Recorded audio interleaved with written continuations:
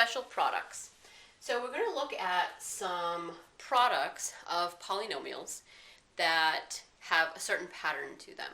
And it becomes helpful when we're multiplying to notice these patterns because it can allow us to come up with the product much more quickly. Because you recognize the pattern and just kind of follow the pattern of what the products look like. Similar to when you work through your 11s tables or your 10s tables, you recognize a certain pattern to that, and so you don't need to write it out anymore. You kind of notice, oh, I know this pattern to it. I know what the product's going to be. These will become very helpful, again, as we go forward, recognizing that the product of certain factors has a certain pattern to it. So let's take a look at a few of these. Square of a sum. So I have a sum, a binomial sum, and I'm squaring it. So square of a sum, squaring a sum. So a plus b squared, written out the long way, is a plus b times a plus b. If I do my FOIL on that, I get a times a, which is a squared. I get b times b, which is b squared. And then I get a times b, and I also get a times b. So I have two of that product that is the same, so I end up with 2ab as my middle term. We also have square of a difference, which has a very similar pattern to it, except that instead of squaring a sum, I'm squaring a difference. So I've got the square of a difference.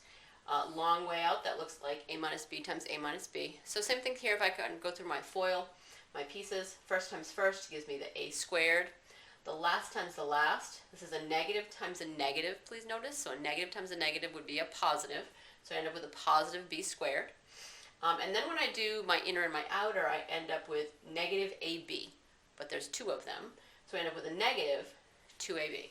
So really the main difference between these two is that if my middle term is positive, it came from square of a sum, and here, if my middle term is a negative, it came from square of a difference. And notice these are, I have one term in ascending order and one term in descending order. So this is really, when I look at this, kind of almost standard formish. So again, square of a sum gives me a middle term that is positive. Square of a difference gives me a middle term that is negative. That last term is always going to be positive because I did a term times itself. So that term times itself will always give me a positive.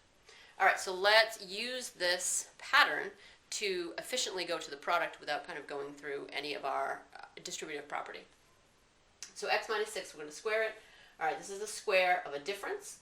So I know that my first term is a, I know that my last term is x, and my last term is 6 if I'm following the AB pattern that's up here. So I can take here's my pattern that I see, a squared plus 2ab plus b squared. So my a is x, so I've got x squared. I've got 2 times a, which is x, and b, which is 6, plus 6 squared. So basically what I'm going to do is I'm going to take the first term, and I'm going to square it. I'm going to take the last term, ignoring the fact that this is a negative here because I know it's subtraction. Take my last term and square it. And then I'm going to do the first term times the last term, so negative 6x, and double it. So I'm going to do double it times the 6x. Oh, this is negative. That should be a subtraction sign there. So a negative 2 times x times 6. I picked it up back here. So x squared gives me x squared.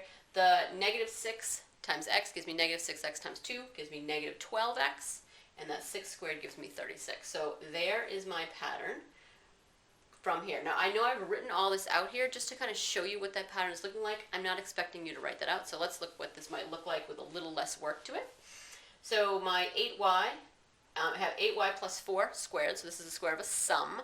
So I know that my middle term is going to be positive here since I've got a addition here. I'm going to square my first term. 8y squared is 64y squared. I'm going to square my last term. 4 squared is 16. And then I'm going to do my first term times my last term, 8y times 4, and double it, which gives me, so I've got twice 32y. So I end up with 64y squared plus 64y plus 16. So a lot less work than going through the whole distributive property or even using FOIL here where I end up with 4 terms and then combine like terms. And I want to be able to recognize that this is one of those special products. This is a perfect square here, this is a perfect square here, and this is twice the square root of each of those.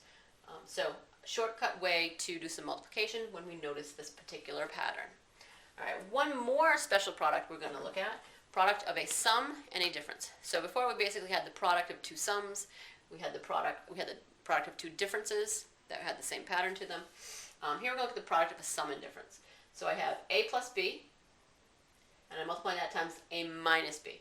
Notice that my first terms here are the same and my first terms here are also the same. The only difference between these two binomials is that one is addition and one is subtraction. So when I multiply that, that ends up looking like a squared minus b squared, which looks kind of funky because you're like, where did the middle term go? But look what happens if we walk through this as FOIL. A times a gives me a squared first. My last b times my b gives me b squared. And then I end up with, notice what I end up with here. I end up with ab, and then I end up with negative ab. So those two cancel themselves out. They cancel themselves out. But what happens here is when I end up with this b, I'm ending up with a positive b times a negative b. I'm not actually squaring it. This is just a product.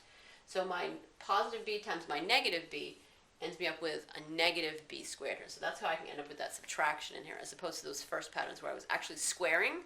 I'm going to get a positive. Here I'm not squaring it. I'm doing a number times its opposite, which will give me a negative b squared. All right, so let's use that pattern. So for number 3, I've got x minus 4 times x plus 4. Again, I basically have the same binomial, except one is subtraction and one is addition. So again here, looking at my pattern, I have my a is x here, and my b is 4. Again, I know it's subtraction and addition in the middle, so I'm going to ignore the sign for now. So I've got x squared. I'm going to square the first one. I'm going to square the last one, and I know it has to be subtraction in there because if I did negative 4 times positive 4, that would give me a negative 4 squared. And that 4 squared will end up with 16. So my product here is x squared minus 16. Again, I know it looks funny to end up with a binomial times a binomial being a binomial, but again, the only reason that's happening is because we have opposite signs in these two binomials. And our last one, 3a minus 2b times 3a plus 2b, again, subtracting in one, adding in the other. So I'm going to square my first term. 3a squared is 9a squared. 3a times 3a is 9a squared. I'm going to take my second term and square that. So 2b squared is 4b squared.